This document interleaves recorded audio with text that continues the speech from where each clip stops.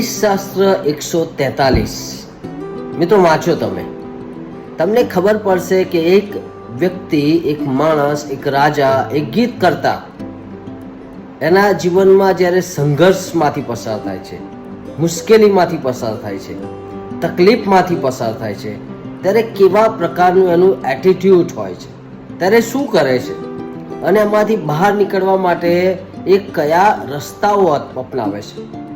આજના સમયમાં આપણે પણ અલગ અલગ રીતે અલગ અલગ બાબતોમાં ફસાયેલા છે. કેટલાક એવા માણસો છે જે કૌટુંબિક સંઘર્ષમાં ફસાયેલા છે, કેટલાક લોકોના લગ્ન જીવનમાં ભંગાણ છે, કેટલાક લોકો ફાઇનાન્શિયલી નાણાકીય રીતે બહુ જ ભયંકર પરિસ્થિતિમાંથી, કટોકટીમાંથી પસાર થઈ રહ્યા છે. એવા કેટલાક લોકો છે જેઓ શારીરિક અને માનસિક બીમારીથી ત્રસ્ત છે. એવા ઘણા બધા લોકો છે જેઓ મંડળી પ્રત્યે અણગમો પેદા કરે છે, નાખુશ છે. અને આ બધી બાબતો ક્યાંક ને ક્યાંક આપણા જીવન પર મોટો પ્રભાવ પાડે છે. દાઉદ રાજાના જીવનમાં પણ એવું જ હતું.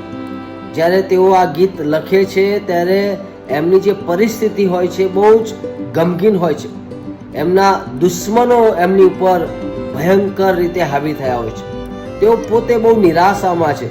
પોતે લખે છે કે તેમનો આત્મા એ નિર્ગત થઈ ગયો છે. 3 અને 4 કલમમાં લખે છે કે તેઓ ઈશ્વર માટે ઝંખના કરે છે. અને 6 કલમમાં લખે છે છતાં પણ એ આ બધી પરિસ્થિતિને કારણે એમનો આત્મા એ નિર્ગત થઈ ગયો છે. અને કહે છે કે એમના શત્રુએ જાણે કે એમને ઘેરી લીધો છે અને બહુ જ ભયંકર પરિસ્થિતિમાં છે. એ સાથે કહે છે કે એમના પ્રાણમાં એ ભયંકર વેદના અનુભવે છે. અને આવી બધી પરિસ્થિતિમાં એમને રહેવું નથી, એમને જીવવું નથી, એમને બહાર નીકળવું છે. મિત્રો, ઘણી બધી વખત આપણે પણ આપણા જીવનની પરિસ્થિતિમાં ટેવાઈ ગયા છે. કોઈ સ્ત્રી પોતાના વ્યસની પતિને લાંબા સુધી અને બહુ જ વેઠી રહ્યા છે. કોઈક એવું કુટુંબ છે જે ઘણી બધી અન્યાયી બાબતોને સહન કરી રહી છે.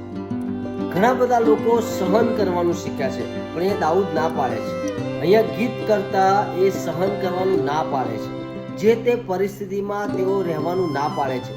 અને એટલા માટે પ્રભુને કહે છે, પ્રભુ મારી પ્રાર્થના સાંભળ, મારી પ્રાર્થના સાંભળ, મારા કાલાવાલા તારે કાને પડવા જોઈએ, મને ઉત્તર આપ. કેટલી બધી વખત આપણે એવું ઈચ્છે છે કે પ્રભુ તમે આમાંથી બહાર કાઢો, પણ આપણે પ્રયત્ન કરતા નથી. ઘણી બધી વખત આપણે પ્રાર્થના પણ કરતા નથી. આપણને એવું લાગે છે કે આ જીવનનો એક ભાગ છે. ઘણી બધી વખત આપણે એવું બોલીએ છીએ કે આ તો ઈશ્વરની ઈચ્છા છે. ઈશ્વરની એવી ઈચ્છા હોઈ જ ના શકે.